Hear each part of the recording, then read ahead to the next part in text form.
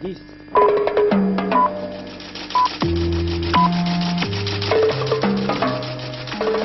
Heures, 45 minutes, 10 secondes. 24 heures du Mans, à 3 heures de la fin, les Porsche sont en tête. Porsche, jusqu'à présent, a totalement dominé l'épreuve. 12 heures, 45 minutes, 30 secondes. Pologne, la rencontre Jean-Paul de Valéza n'aura pas encore lieu aujourd'hui. C'est devant les jeunes venus applaudir que le pape a prononcé 3 fois le mot interdit, solidarité. Rassemblement pacifiste aujourd'hui à Vincennes, dans la banlieue parisienne, une manifestation contestée par ceux qui croient le mouvement pacifiste manipulé par l'Union soviétique. 46 minutes. Madame, Monsieur, bonjour et bon dimanche. Au sommaire d'Antenne de Midi également, après les premiers grands titres de l'actualité, le sommet européen de Stuttgart, difficile compromis entre les 10. Dans l'espace, ensuite, Sally Ride, la première femme astronaute américaine. Et puis encore, dans les faits divers, le démantèlement d'un gang international spécialisé dans le pillage des bijouteries et qui se servait du mont-de-piété comme receleur. Il fallait y penser. Puis enfin, un document exceptionnel, le mot n'est pas trop fort cette fois-ci, lorsque vous saurez qu'il s'agit d'un film australien dont les auteurs sont retournés en Nouvelle-Guinée 57 ans après l'arrivée d'un homme blanc dans un village indigène, et qu'ils y ont retrouvé des témoins de l'époque qui racontent comment ils ont, eux, vécu cet instant. L'explorateur exploré. Il sera exactement... Premier titre à la une de l'actualité aujourd'hui, donc les 24 heures du Mans automobile. Déjà 21 heures de fête. Jusqu'à présent, la suprématie des Porsche est incontestable. Elles occupent les 4 premières places. Nous allons faire le point en direct du circuit du Mans. Mais avant, vous allez revivre les principaux moments de la course depuis le départ hier à 16 heures. Henri Bodillet. Au départ de cette 51e édition de 24 heures, les grincheux, ils sont parfois nombreux, soutiennent qu'il n'y aura pas de course et qu'on va assister à une coupe Porsche. Les Lancia d'Alboreto et Ghinzani ont bien fait illusion en occupant les 2e et 4e places sur la grille, mais il est cependant impossible d'oublier que les 10 Porsche 956 qui les entourent sont emmenés par celle de Jackie X, hauteur d'un impressionnant 249 km/h de moyenne aux essais. Il apparaît donc naturellement que c'est de Porsche que Porsche devra avant tout se méfier. Et c'est justement, même s'il s'agit d'un accident, ce qui se produit au 2e tour quand la voiture pilotée par Lammers percute par la gauche la Porsche de Jackie X qui est devant. Yann Lammers expliquera par la suite qu'il a été surpris par le freinage de X, ce dernier déclarant simplement qu'il n'a rien compris à la manœuvre du Hollandais. Cette collision survenue quand même à 180 km/h n'empêchera pourtant pas les deux voitures de reprendre la course. Et au moment où la nuit tombe, Jackie X repartit en 22e position, et bien X et Bell sont déjà revenus à la 3e place, une performance qui ne laisse aucun doute sur le potentiel des Porsche. Déjà distancés aux essais, les rondeaux officiels ne verront pas le bout de la nuit, pas plus que les Lancia. Au moment de la mi-course, la Porsche de Holbert Heywood Schupan est toujours en tête devant celle de Mario Andretti qu'il partage avec son fils Michael et Philippe Alliot et devant celle de Jackie X d'Eric Bell. La moyenne est à ce moment sensiblement supérieure à 215 km/h. On peut dès lors se demander si, faute d'opposition, les Porsche ne vont pas être victimes de surconsommation. Car plus on va vite et plus on consomme, c'est pourquoi depuis ce matin, la Porsche de Andretti et Alliot a dû se ralentir pour tenter de réduire sa consommation, limitée comme on sait par le règlement. Quoi qu'il en soit, Porsche mène toujours devant Porsche, Holbert, Heywood, Schupan précédant X, Bell et Andretti, mais l'écart entre la première voiture et celle de X n'est plus que de 4 minutes seulement. Parmi les équipages célèbres des 24 heures du Mans, celui d'une Porsche, actuellement dans les premières du classement. Il s'agit de la famille Andretti, Mario Andretti et son fils. Mario Andretti qui fut champion du monde de Formule 1, vainqueur d'Indianapolis. Tel père, tel fils, un reportage d'Henri Bodillet. Le rêve de Mario, disputer Le Mans avec son fils. La chose avait failli se réaliser l'an dernier, mais une demi-heure seulement avant le départ, leur voiture avait été retirée de la grille pour cause de non-conformité avec le règlement. Aujourd'hui, Mario Andretti et son fils sont revenus, associés à Philippe Alliot. Ils piloteront une Porsche 956, la même ou presque, que celle de Jackie X et d'Eric Bell. Mais plus que la victoire qui manque encore à son palmarès, c'est disputer l'épreuve avec son fils qui importe le plus à Mario Andretti. Exactement. 12 heures, 50 minutes. L'endurance, c'est quelque chose que Michael n'a jamais fait avant et j'aimerais bien gagner, ce que je n'ai jamais encore réussi. De toute façon, c'est lui qui m'a incité à revenir et j'en suis ravi.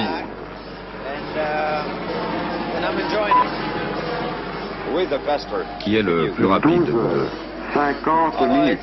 Pour l'instant, c'est moi, mais il suffit d'un seul pilote pour qualifier la voiture et Michael peut sans problème aller aussi vite que moi. 12 heures. Âgé de 20 ans, Michael court minutes. actuellement en Formule mondiale aux 30 secondes. États-Unis. Mais plus qu'une leçon, c'est la réalisation d'un rêve qu'il est venu chercher au Mans. J'apprends toujours beaucoup avec lui. De toute façon, on a souvent parlé du Mans ensemble et c'est presque un rêve de venir le faire aujourd'hui tous les deux.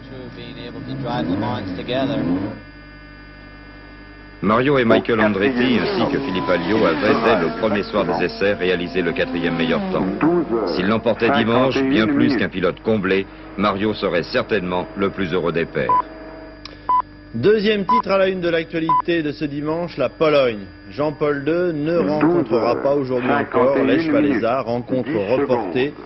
qui devait déjà avoir lieu hier samedi. Jean-Paul II qui hier soir a prononcé par 3 fois un mot interdit en 51 polonais, minutes. solidarité. 20 Il s'adressait aux jeunes venus le saluer par dizaines de milliers.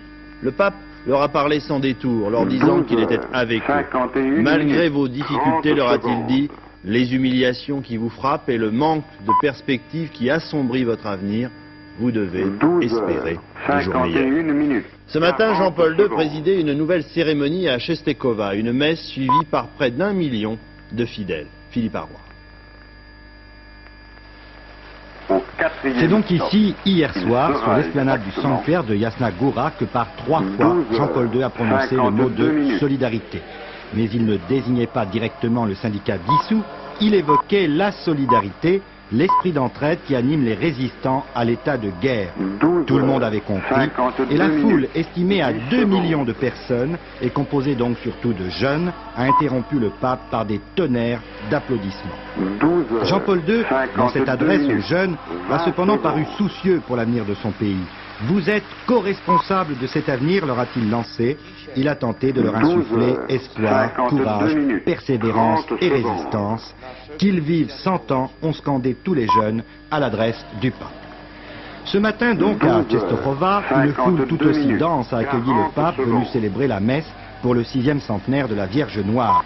Malgré la pluie et le vent, ils étaient plus d'1 million à écouter le souverain pontife défendre Au à nouveau 4e les stop. libertés en Pologne. Il sera Les exactement expériences douloureuses de l'histoire, a dit Jean-Paul II, 12 heures, ont aiguisé notre 53 sensibilité minutes. dans le domaine des droits de l'homme et de la nation, en particulier des droits à la liberté, du respect de la liberté de conscience et de religion, des droits du travail 12 humain.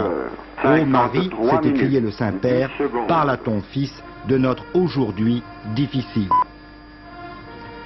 On se demandait si Lech 12 Walesa heures, assisterait à cette 53 messe. minutes, Eh bien, 20 non. secondes. Aux dernières nouvelles, le fondateur de Solidarité serait toujours à Gdansk, c'est-à-dire à 7 heures de voiture de 12 Czestochowa. heures, Il a reçu le feu vert pour 53 rencontrer minutes, le pape, 30 mais il secondes. attend, semble-t-il, des instructions pour son départ. Ce qui laisse à penser que M. Walesa ne rencontrera 12 donc pas le pape ce 53 dimanche comme on le minutes, croyait. 40 Cet secondes. après-midi, le souverain pontife célébrera une autre messe, ici, à Czestochowa, puis ce soir, il s'adressera aux évêques polonais. Un discours qualifié d'ores et déjà de très Au important 4e et stop. qui sans doute Il conditionnera sera la position de l'Église pour la suite des 12 événements en heures, Pologne 54 lorsque Jean-Paul II minutes. sera retourné au Vatican.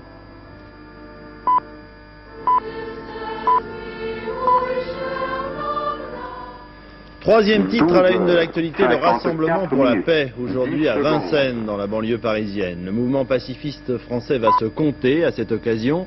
Plusieurs dizaines de 12 milliers de heures, personnes sont 54 attendues, minutes, répondant à l'appel de 20 100 secondes. personnalités réclamant le désarmement à l'Est comme à l'Ouest. Une polémique s'est d'ailleurs largement 12 heures, engagée autour du 54 mouvement pacifiste minutes, que certains 30 disent secondes. téléguidé par l'Union soviétique. C'est l'avis par exemple du général Delaunay, ancien chef d'état-major de l'armée de terre française, qui a 12 déclaré heures, publiquement hier 54 que le minutes, pacifisme est l'arme à 40 neutrons secondes. de Moscou, car, comme cette arme, il détruit les personnes sans toucher aux constructions. Jusqu'à présent, de tous les pays d'Europe, le mouvement Au pacifiste 4e français stop. est le moins important sera par rapport, exactement par exemple, à l'Allemagne fédérale ou à 12 l'Angleterre. heures, La manifestation 55 d'aujourd'hui est minutes. destinée donc à relancer ce mouvement. Sur place, Dominique Lowe.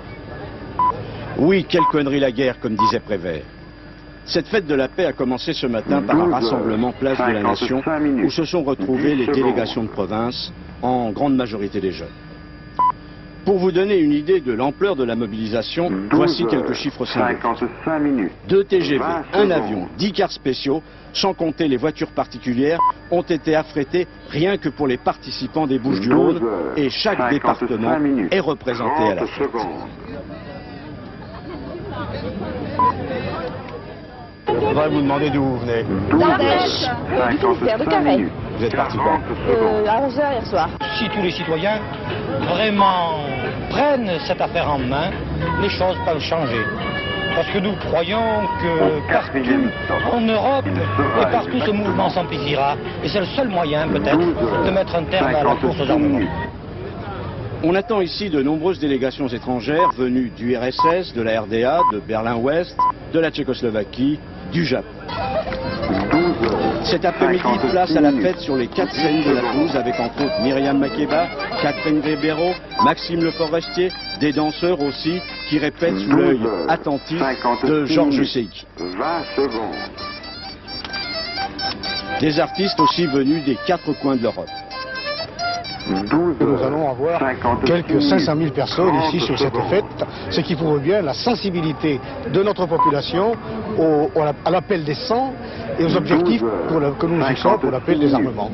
L'opinion publique a toujours joué un rôle très important qui souvent, l'histoire l'a prouvé, a été déterminant malgré les licenciements qui existent entre grandes puissances.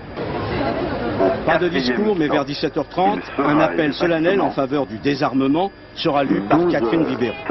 La fête se terminera par un lâcher de 20 000 ballons multicolores sur le ciel de Vincennes. Après les premiers grands titres de l'actualité, la suite avec le vol dans l'espace de la première femme astronaute américaine à bord de la navette Challenger, le sommet européen de Stuttgart et le difficile compromis financier auquel sont arrivés les chefs de gouvernement. Mais avant cela, tout de suite, les prévisions météo de ce dimanche, Brigitte Simonetta. Oui, et c'est un beau dimanche avec un ciel clair, un bon soleil sur la plus grande partie du pays. Il fera beau sur le Mans pour l'arrivée des 24 heures. Seule région moins bien lotie, le sud des Alpes, le sud du Massif central, le midi méditerranéen, la Corse et dans l'après-midi les Pyrénées-Orientales, avec toujours des nuages accompagnés de précipitations et de quelques orages très localisés. Mais enfin, le baromètre est tout de même légèrement en hausse. Le thermomètre, lui aussi, il remonte avec une moyenne générale de 22 degrés. Ça n'est pas si mal. 58 minutes.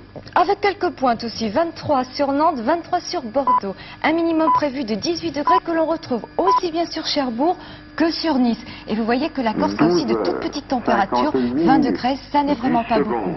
24 degrés, c'est le maximum sur Paris et la région parisienne. Et c'est une tendance qui va se confirmer. En effet, dans les premiers jours de la semaine, sur la moitié nord du pays, il fera beau, avec des températures qui seront légèrement au-dessus des moyennes saisonnières. Si vous habitez ces régions, vous pourrez sortir sans crainte. Tout va bien à bord de la navette spatiale américaine Challenger que vous avez vu décoller hier en direct au cours d'Antenne de Midi. À bord, la première femme astronaute américaine, Sally Ride, semble tout à fait à l'aise au milieu de ses 4 compagnons. Jacques Violet. Après une première journée et une nuit, la vie s'organise dans le petit studio de l'espace. Là-haut, à environ 300 km de notre Terre. Pour ce début de mission, le travail commercial, business oblige. C'est Sally Ride, l'astronette, comme certains l'appellent déjà, que vous voyez jouer en apesanteur, qui a préparé et actionné les télécommandes qui ont permis de mettre sur orbite le premier des 2 satellites qui sont dans la soute. Il s'agit de Anix-C, un satellite canadien de télécommunications. Tout à l'heure, ce sera le tour de Palapa, un satellite indonésien. Les 5 astronautes se sont réveillés en pleine forme il y a environ 2 heures. Et pour Norman Sagart, le médecin astronaute, le travail a repris également. Il doit étudier le comportement de ses collègues afin de découvrir et de remédier au fameux mal de l'espace dont souffrent environ 50% des astronautes en apesanteur. Pour l'instant, pas un mot sur le comportement de l'équipe. Tout va bien. Ce vol semble de la routine. Nous ne sommes même plus étonnés de tous ces sans-fautes. La perfection continue à bord de Challenger pour cette 7e mission. Vous savez qu'aux États-Unis, les femmes américaines considèrent la présence de Sally Ride à bord de la navette spatiale comme une victoire de la femme. Eh bien, il y a tout de même encore des choses à changer, tout au moins à égaliser, puisque Sally Ride, je viens de l'apprendre, est moins bien payée que les autres membres de la navette spatiale américaine. Elle touche 42 653 $ par an, alors que le capitaine, le commandant, c'est normal, 58 743 $ par an, mais tout de même un de ses compagnons, 52 064 $. Voilà, encore des choses à changer. 30 secondes. Politique, sommet européen de Stuttgart, difficile compromis financier entre les 10. Les partenaires de la Grande-Bretagne ont finalement accepté que sa contribution au budget communautaire soit réduite. Madame Thatcher s'est vue remettre un chèque de 5 milliards de francs, mais un chèque qui ne pourra être touché que lorsque les problèmes financiers de fonctionnement de la communauté auront été globalement résolus. De Stuttgart, l'envoyé spécial d'Antenne de Midi, Christian Le Conseil Marie. européen a donc mieux terminé qu'il n'avait commencé. Et cela en raison d'un accord intervenu entre les 10 hier, concernant notamment le chèque aux Anglais. Madame Thatcher a obtenu son chèque, mais sous certaines conditions, et un chèque qui correspond à la moitié de ce qu'elle demandait. Et cela grâce notamment au président Kohl, qui a fait preuve de beaucoup de conciliation. En revanche, pas d'accord sur les problèmes financiers concernant la communauté européenne. Mais on est bien conscient qu'il faut tout remettre sur la table et définir des priorités financières, des priorités agricoles. Pour cette raison, une procédure spéciale va être utilisée. Les ministres des Affaires étrangères, de l'économie et de l'agriculture se réuniront régulièrement. La Commission de Bruxelles remettra un rapport en septembre et le prochain sommet d'Athènes définira en somme les priorités budgétaires de la communauté européenne. En somme, on a évité la rupture, on a pris conscience de l'urgence des problèmes financiers, mais la réponse sera qu'à Athènes. Voilà, et dans quelques instants, le Premier ministre, M. Mauroy, qui terminait ce sommet à la place de M. François Mitterrand rentré à Paris, doit tenir une conférence de presse. En bref, à l'étranger, violents affrontements au Liban entre factions rivales palestiniennes à la veille de la réunion de réconciliation que doit tenir M. Arafat à Tripoli, au nord du Liban, derrière les lignes syriennes. Au Chili, après l'arrestation de leur leader syndical, les mineurs de cuivre s'étaient mis en grève vendredi. Réaction très dure du général Pinochet, qui a déjà fait licencier plus de 1800 employés du secteur minier, dont 30 dirigeants syndicaux. D'autre part, l'armée a été envoyée sur place. Jean-Marc Ilouz. 13 heures, 2 minutes, 40 secondes. 90 km au sud de Santiago, El Teniente est l'une des 4 principales mines de cuivre chiliennes placées depuis ce matin sous contrôle de l'armée. 1400 des 8000 mineurs d'El Teniente ont déjà été licenciés pour fait de grève. Il faut dire que cette mine est le fief de Rodolfo Seguel, le chef du syndicat du cuivre arrêté à la suite du mouvement de protestation nationale de mardi dernier. Les mineurs en grève réclament bien sûr sa libération et la réintégration de leurs camarades licenciés. Plus de 2000 déjà à l'échelon du pays, dont une trentaine de responsables syndicaux. Au problème économique, la moitié des revenus chiliens en devises proviennent du cuivre.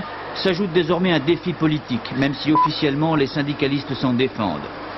C'est du moins ce qu'affirme le chef de la dictature chilienne, le général Pinochet. À la télévision, il s'est dit prêt, je cite, à mater les fortes têtes. Mais si tous les syndicalistes chiliens ne sont pas prêts à suivre tout de suite le mouvement des mineurs, le général Pinochet non plus ne semble pas avoir les moyens politiques d'en revenir à la répression massive de 73. 2 signes. À Washington, par exemple, on insiste officiellement pour que le procès du chef syndicaliste soit un procès juste. Et puis, selon le correspondant de la BBC à Santiago, une partie de l'armée ferait déjà pression sur le général Pinochet pour qu'il reconnaisse officiellement les raisons du mécontentement populaire d'un pays endetté où 1 Chilien sur 3 est au chômage. 10 secondes. J'apprends à l'instant par une dépêche que la rencontre entre le pape Jean-Paul II et l'ex-leader de Solidarité, Lech Walesa, qui n'a pu avoir lieu hier, qui n'aura pas lieu aujourd'hui, comme je vous le disais tout à l'heure, n'aura pas lieu demain non plus.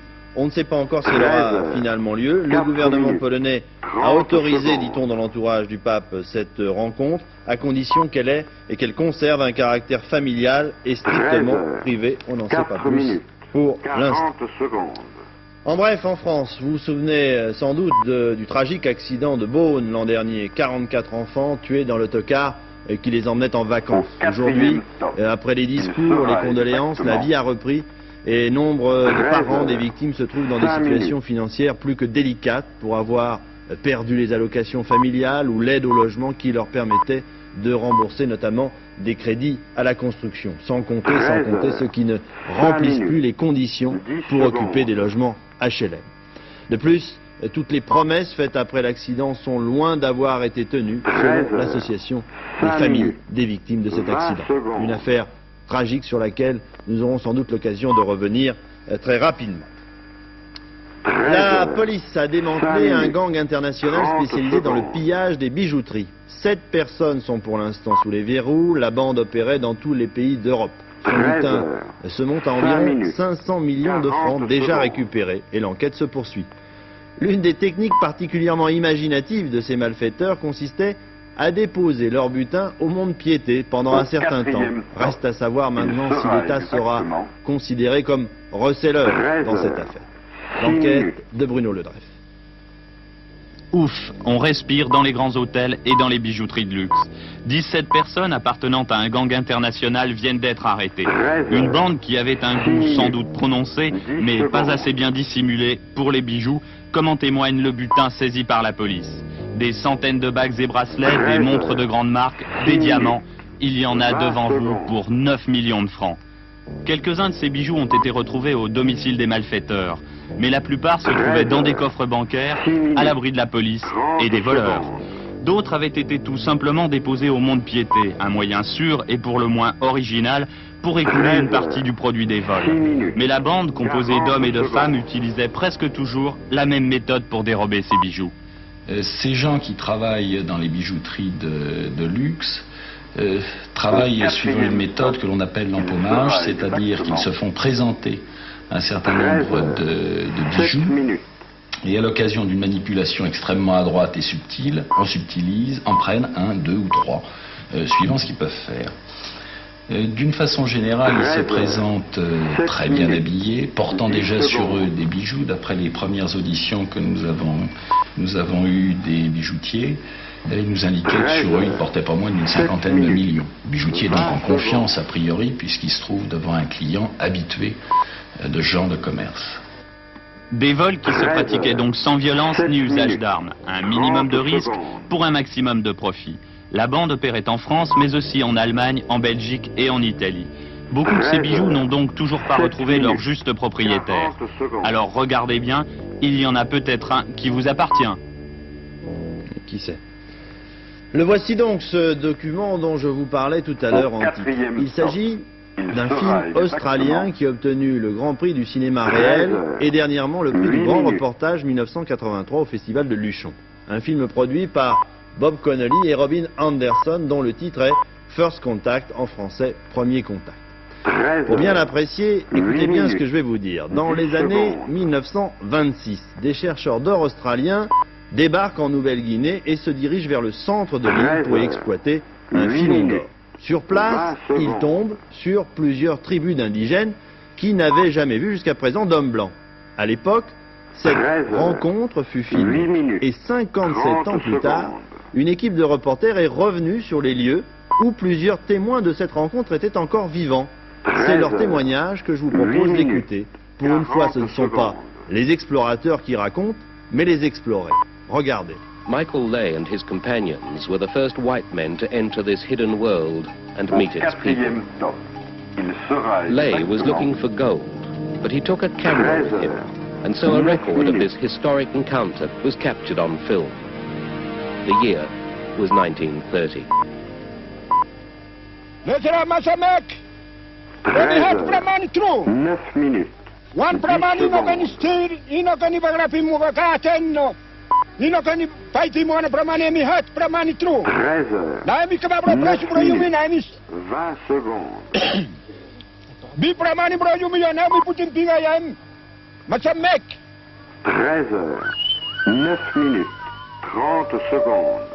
We'd get into camp and we'd put all the cargo in the center and we'd put this fish line right around and no one was allowed inside there. Well, then you'd get all the mob would sort of converge in on you all around them.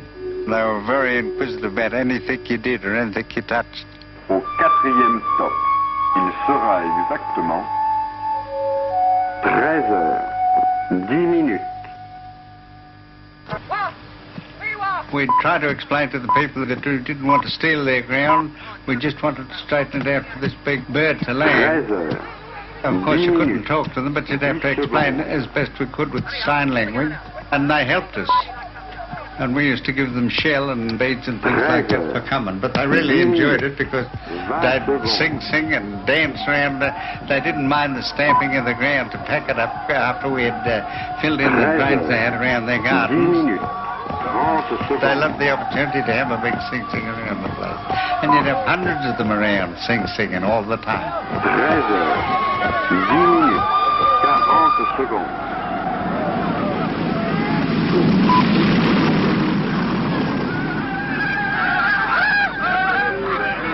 Au quatrième stop, il sera exactement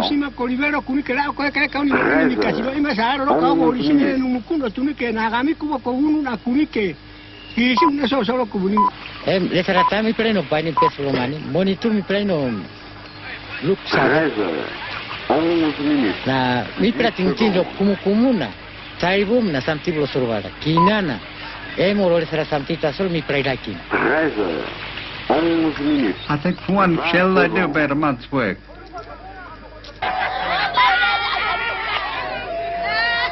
13 heures, 11 minutes, 30 secondes.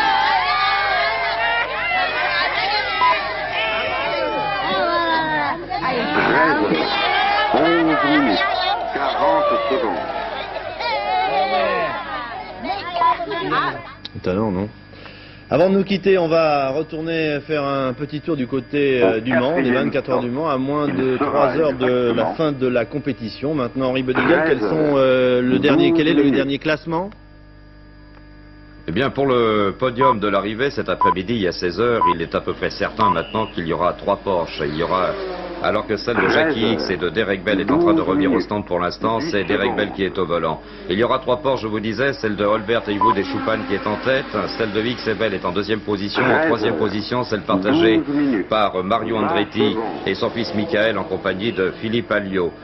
Pour l'instant, il y a seulement 4 minutes, c'est-à-dire à peu près un tour et demi qui sépare la voiture de X-Bell actuellement au stand avec celle de Heywood, Holbert, Choupan qui est en tête de la course. Mais Jackie X semble avoir des problèmes, ils auraient des problèmes du côté des freins, ce qui les empêcherait évidemment d'accélérer la cadence. Et de toute façon, compte tenu de l'allure qu'ils ont dû soutenir à la fois pour compenser le handicap de leur accident du début de la course et ensuite pour revenir aux premières positions pendant la nuit, il se trouve aussi que le règlement imposant une limitation de la consommation, pour éviter de tomber en panne d'essence avant la fin de la course, il sera certainement très difficile pour Jackie X et Derek Bell de revenir et de prendre la première position aux dépens de Holbert, Heywood et Choupan. Donc le classement, je vous le dis, ce sont 3 Porsche qui sont en tête et de toute façon on devrait cet après-midi retrouver 3 Porsche. Mais contrairement à ce qu'on avait pu dire jusqu'à présent, la victoire n'aura pas été aussi facile. Il y a eu domination, il n'y a pas eu insolence de la part de Porsche.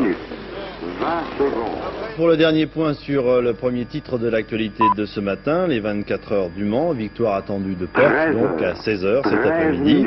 Le deuxième grand titre de l'actualité de ce matin, c'était la Pologne. La rencontre entre Jean-Paul II et Lech Walesa n'a toujours pas eu lieu, mais d'après les dernières informations que l'on vient de me téléphoner, la rencontre pourrait avoir lieu finalement demain à Poznan, au sein d'une délégation venue de la région de Gdansk.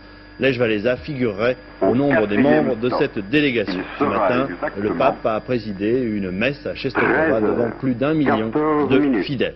Et puis le dernier titre, c'est en France, le rassemblement pacifiste qui a lieu toute la journée d'aujourd'hui à Vincennes, dans la banlieue parisienne. Voilà donc pour l'essentiel de l'actualité d'aujourd'hui. Je vous remercie d'avoir été fidèle à Antenne de Midi.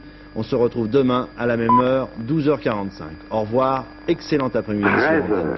14 minutes, 20 secondes.